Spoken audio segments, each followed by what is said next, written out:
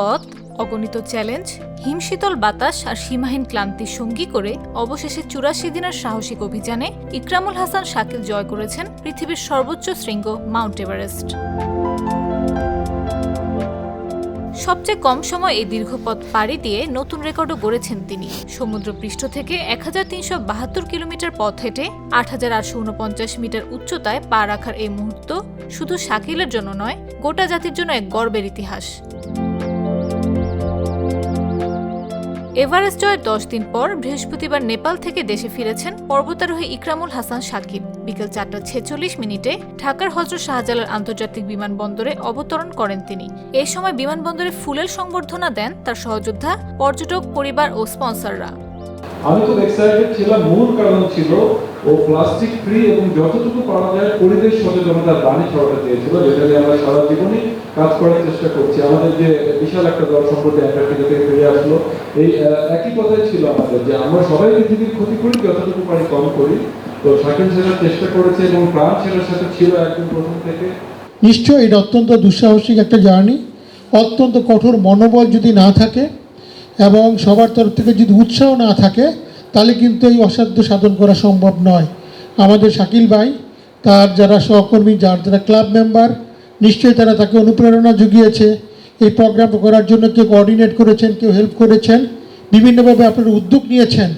আমরা এবং মিস্টার শুধু আপনাদের পাশে ছিলাম এবং তার ফলে আপনারা এই অসাধ্যকে সাধ্য করেছেন এবং বাংলাদেশের পতাকা আপনারা সর্বোচ্চ শৃঙ্গে আপনারা উড়িয়েছেন। বাংলাদেশের গৌরব, বাংলাদেশের অর্জন, বাংলাদেশের সুনাম এবং বাংলাদেশ এবং শাকিল দুইটাই কিন্তু ইতিহাস হিসাবে রচিত থাকলো।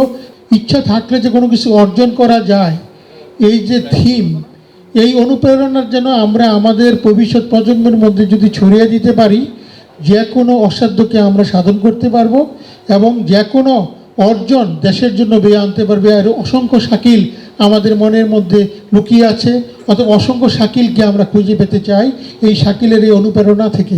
তার জন্যই আজকে আমাদের এখানে উপস্থিত হওয়া। যত ভালো কাজ আছে, আমরা প্রাণ সবসময় আছি ভালো কাজের সাথে, এখনও আছি, ভবিষ্যতেও থাকবো যে কোনো ভালো কাজের সাথে।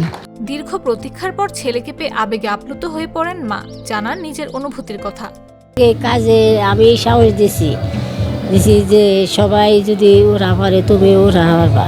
ও যে কোনো কাজ করে আমার সাথে সম্পর্ক করে এই কাজ করে। আমি কইছি যে যাও, এটা বিজয় হইয়া। আর আব্বারও খুব আশা আসাল যে এটা বিজয়, এভারেস্টটা বিজয় করা। তা তো হ্যাঁ, বাইকে নাই, মারা গেল। নিজের সফলতার সিংহভাগ অবদান মাকেই দিলেন এভারেস্ট বিজয়ী ছেলে শাকিল। স্মরণ করলেন বাবার স্বপ্নের কথাও। যখন অভিযান করছিলাম সেই সময়টাতেই আমি এটা নিয়ে বারবার আমার এই বিষয়টা ফিল করছিলাম যে আমার বাবা আগে থেকেই চাইতো যে আমার থেকে বেশি উৎসাহী ছিল যে আমি কবে যাচ্ছি এরকম সবসময় বলতো। কিন্তু আমার ভাগ্যে সেটা নেই, যে সে এখন নেই, তাকে সে দেখতে পাইনি। কিন্তু এটাও আমি ভাগ্যবান যে হ্যাঁ, আমার এই অভিযানটা এবং সফলতাটা আমার মা দেখছেন।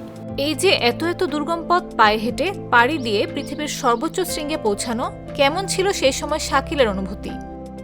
অনুভূতিটার কথা যদি বলি, তখন আমি কোনো অনুভূতি খুঁজে পাইনি সে সময়টাতে। আমি পুরোটাই নির্বাক ছিলাম, কারণ বেশ কিছু বিষয় ছিল তখন, প্রতিকূলতার আমার সামনে দাঁড়িয়েছিল, যেগুলো নিয়ে ভাবতে গিয়ে আর আমি সেটা অনুভব করাটাকে যে করব সেই সুযোগটা ছিল না, কারণ আমি বেশি সময় থাকতে পারিনি উপরে। প্রচণ্ড ওয়েদার খারাপ ছিল। তখন উপর থেকে শুধু একটাই মনে ছিল যে আমি হ্যাঁ চূড়ায় উঠেছি, বাংলাদেশের পতাকা তুলে ধরেছি। এখন আমাকে যেভাবেই হোক মানে বেঁচে থাকতে হবে এবং নিচে নেমে যেতে হবে। নিচে যত দ্রুত নেমে যাব ততটুকু আমি নিরাপদ থাকবো আর কি। তো সেইটা চিন্তা করি তখন অনুভূতিটা ছিল যে বেঁচে থাকার অনুভূতিটা, যে হ্যাঁ বেঁচে থাকতে হবে।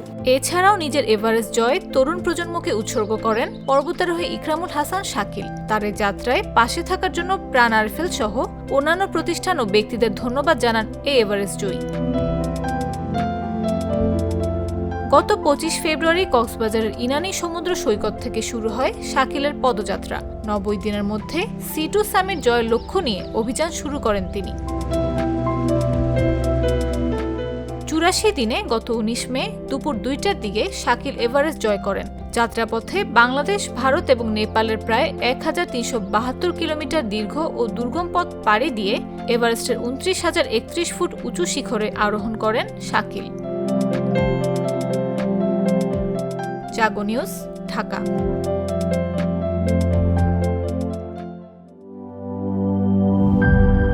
এই ঈদে জামা জুতো অ্যাক্সেসরিজের ডিসকাউন্ট।